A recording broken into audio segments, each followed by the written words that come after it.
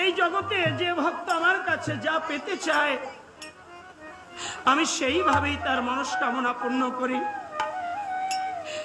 যে ধন চায় তাকে ধন মোহে ডুবিয়ে রাখি, যে পুত্র কন্যা চায় তাকে পুত্র কন্যার মায়ায় ভুলিয়ে রাখি, যে শুধু আমাকে চায় আমি তাকে অভাব অনটন জ্বালা যন্ত্রণা রোগ শোক দুঃখ ব্যথা বেদনা দিয়ে দিয়ে একেবারে তিল তিল করে যন্ত্রণা দিয়ে যখন আমাকে ছাড়া আর কিছু ভাবে না, যখন সব কিছু ফেলে দিয়ে শুধু আমাকেই ভাবে, তখন আমি তার হয়ে যাই। যে করে আমার আশ আমি করি তার সর্বনাশ। তবু যদি না ছাড়ে পাশ আমি হই তার দাসের অনুদাস। রুক্মিণী তুমি জানো না সুদাম আমার কাছে ধন ঐশ্বর্য চায় না, সে শুধু আমাকেই পেতে চায়। সে ধন চায় না প্রভু, সে তো ধন ঐশ্বর্যের কাঙাল নয়, সে শুধু তোমাকেই পেতে চায়, সে শুধু আমাকেই পেতে চায়। আমি হ্যাঁ বিশ্বাস করি না প্রভু। রুক্মিণী বিশ্বাস তুমি করবে কি করে রুক্মিণী? এ জগতে এটাই যে নিয়ম হয়ে দাঁড়িয়েছে, ধনী কখনো গরিবকে বিশ্বাস করতে চায় না। একটু বিশ্বাস করলে ধনীর কি ক্ষতি হয়ে যায় বড়? তুমিও তো ধনী, তুমি ঐশ্বর্যশালিনী, সবাই যেমন বিশ্বাস করে না তুমি বা বিশ্বাস করবে কি করে রুক্মিণী? এটা তোমার দোষ নয়।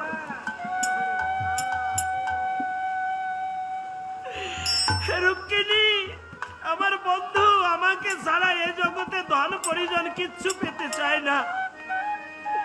তুমি কি হলে বিশ্বাস করবে যে সুদাম শুধু আমাকেই পেতে চায়? প্রভু আমি তোমার বন্ধুকে পরীক্ষা করতে চাই প্রভু। পরীক্ষা করবে? হ্যাঁ আমি পরীক্ষা করব।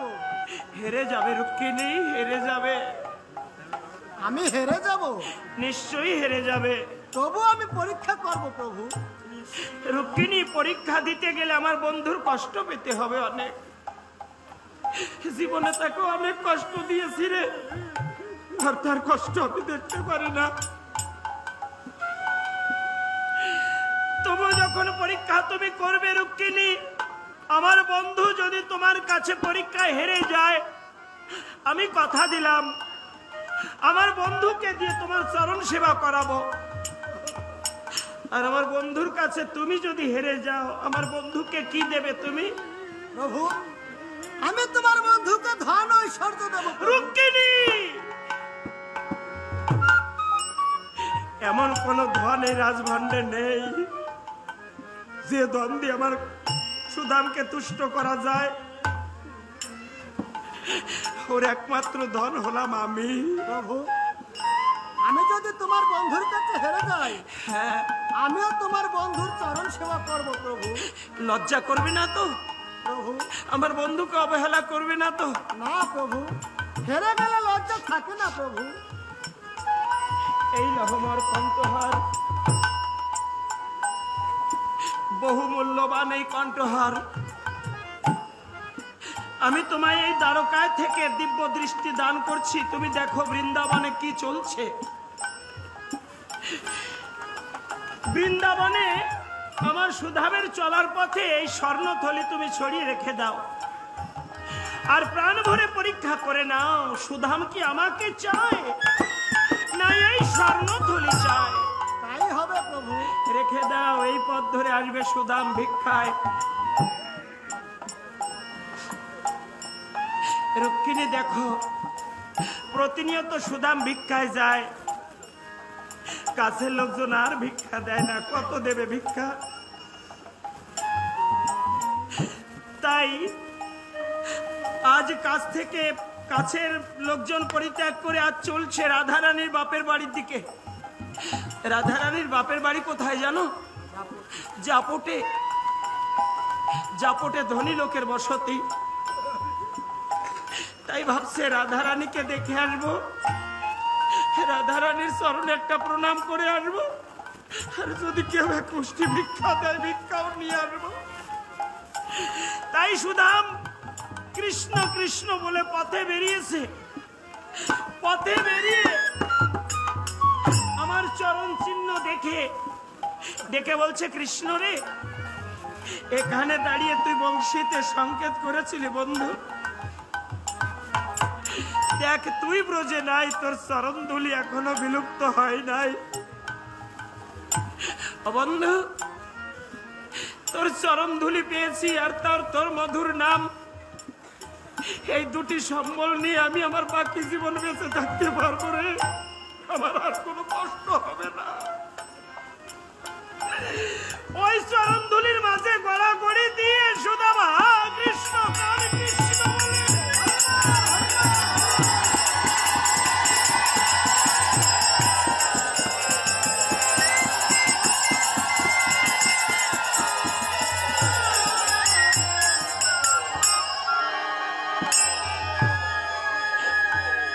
আর উঠে দাঁড়াতে পারছে না। আমাকে ডেকে বলছে, কানু রে, আমার হাত ধরে একটু গাছের ছায়ায় বসিয়ে দিবি। কৃষ্ণ, আজ রাখালগণ কেউ আমার কাছে নাই রে, কোথায় গেল সেই দাদাসী রাখাল? ও কৃষ্ণ, কোথায় গেল সে আনন্দের দিনগুলি, ধেনু চড়াতাম এই মাঠে, কোথায় লুকালি তুই? ওই শোনো আমার সুধাম কেমন করে আমার জন্য কাঁদে, ওই শোনো তার কণ্ঠস্বর।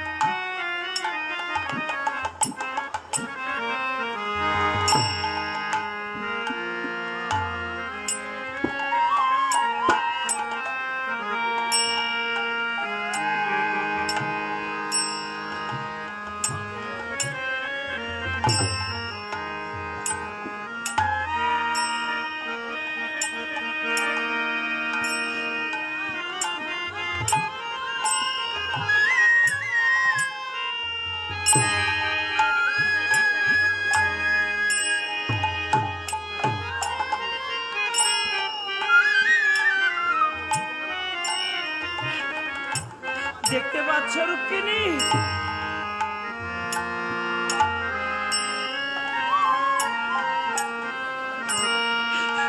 ওর কান্নায় বৃক্ষের পাতা খসে পড়ে। রুক্মিণী তাকিয়ে দেখো,